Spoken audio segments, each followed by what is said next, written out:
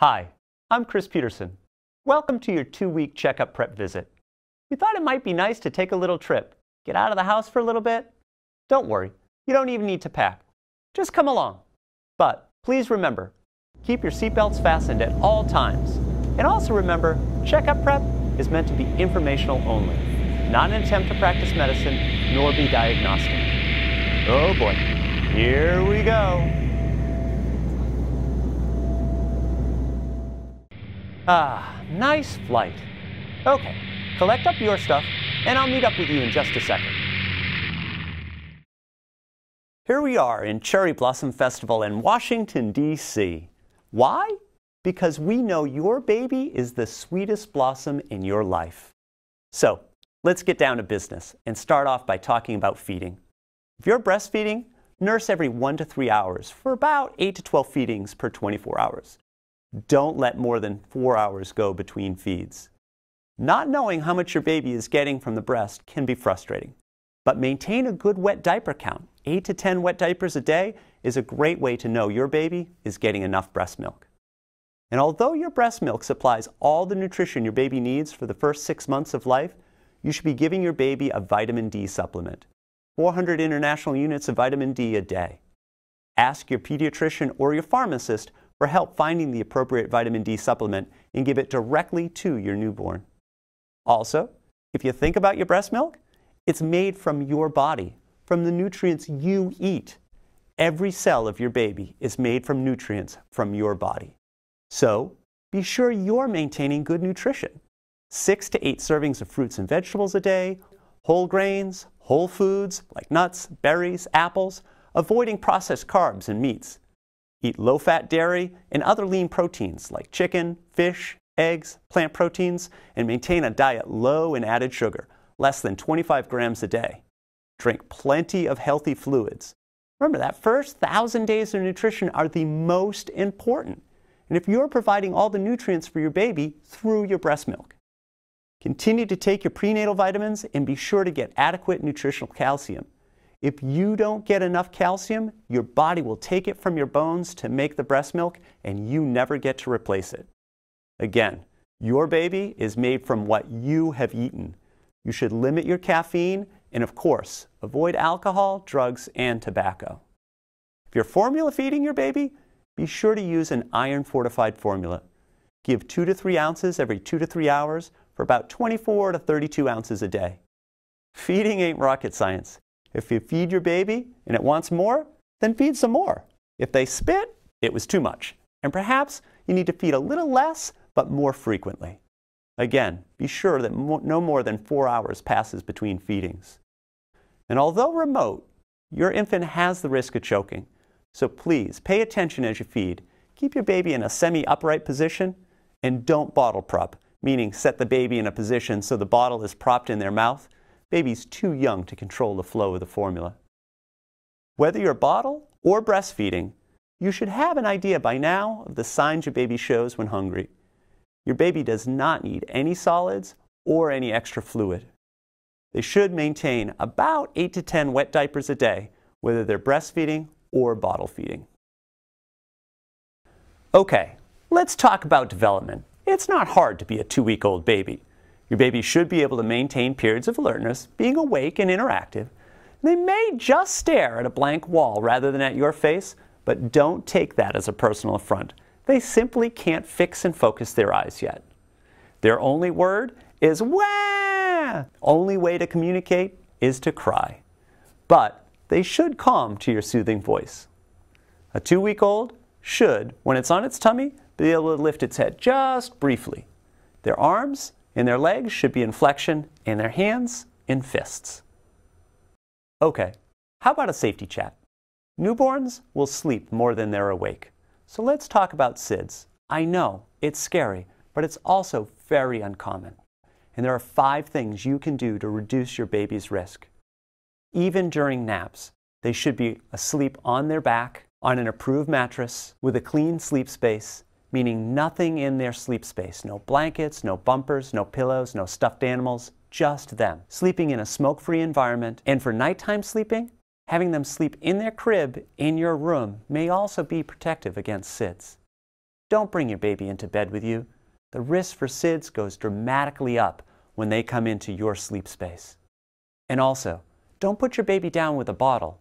Even water will eventually rot their teeth. Car safety. Use a rear-facing car seat with a 5-point harness. The safest spot is the back seat, and your baby should be in a rear-facing position until the age of 2. And please, use your seatbelt. And don't ever, and certainly not with your baby, drive while under the influence of alcohol or drugs. Make the right choice. Also, never leave your baby in a car alone, even if it's running. Cars can heat up quickly, even with the AC running. In your home, be sure the hot water tap is less than 120 degrees Fahrenheit. Be sure smoke detectors and carbon monoxide detectors are working, and keep hot beverages, cigarettes, small objects, plastic bags away from your infant. Older siblings, although trying to help, may put an infant at risk, so be sure to monitor their interactions with their newborn sibling. Be sure no one is shaking your baby. And finally, thinking of the signs of illness in a newborn, they include temperature less than 97.5 degrees Fahrenheit or greater than 100.5 degrees Fahrenheit, as well as failure to eat or vomiting diarrhea, irritability, lethargy, or just rash. Your baby will enjoy your interactions. The bonding is in full swing, so connect with your baby. You can sing to your baby, snuggle your baby, gently stroke its head, gently rock them. Explain their world to them. Do you hear the birds? Isn't the rug soft? I love that shade of blue. I hear Daddy's car. Doesn't Mommy's lotion smell nice? Say contextual things, things that will help your baby understand their world. I think of their tiny brains and all those little neurons, and as you talk to them and explain their environment, those brain cells are reaching out and making connections to their neighbors. The more connections means smarter brain. So read to your baby, go out with your baby, but keep your baby in a front pack. That way, strangers won't touch your baby, putting him or her at risk for infection. If you're out with your baby in a stroller, that's out in no man's land, where someone can intrude on their space uninvited. It takes a really awkward person to invade a baby's space when they're in a front pack, because that's your personal space too. If a friend wants to hold your baby, it's okay, but have them wash their hands or put on hand sanitizer. When you're outside, have your baby wear a hat. You can get baby sunscreen, but try to avoid sun exposure, as well as avoiding biting insects, including ticks. Now, let's think about you. After all, we need to be sure your needs are being taken care of so you can focus on the needs of the baby. Is your food source secure? If not, look into local agencies or apply to programs like WIC or SNAP. Are you safe? Do you need to get away from an abusive relationship? There is help. Talk to someone you can trust. Get help. Get out. Do you live with a smoker? Ask them to quit. If you smoke, quit now. Not only are you polluting the air your baby breathes, you're also increasing the baby's risk to become a smoker later in life by modeling the habit. Speak to your doctor or call 1-800-QUIT-NOW. That's 1-800-784-8669. Your baby needs you right now more than ever will again. So focus on your baby's needs. Ignore the other meaningless things like Facebook or Twitter or whatever platform you use. Reach out to and accept help from friends and family and neighbors. They call and ask if you need something, say yes, we do. We could use toilet paper or a cooked meal or whatever you need. And sleep. Sleep when your baby sleeps. Get your rest so you have the resources to give to your baby. If you get frustrated, walk away. Don't shake your baby. Spend time with your other children. This is a big adjustment for them too. This is what I call the "what were we thinking" phase. You didn't remember how much work a newborn is. So frame the time you spend with your older children. Script, you are important to me, and now the baby is sleeping, I want to spend time with you.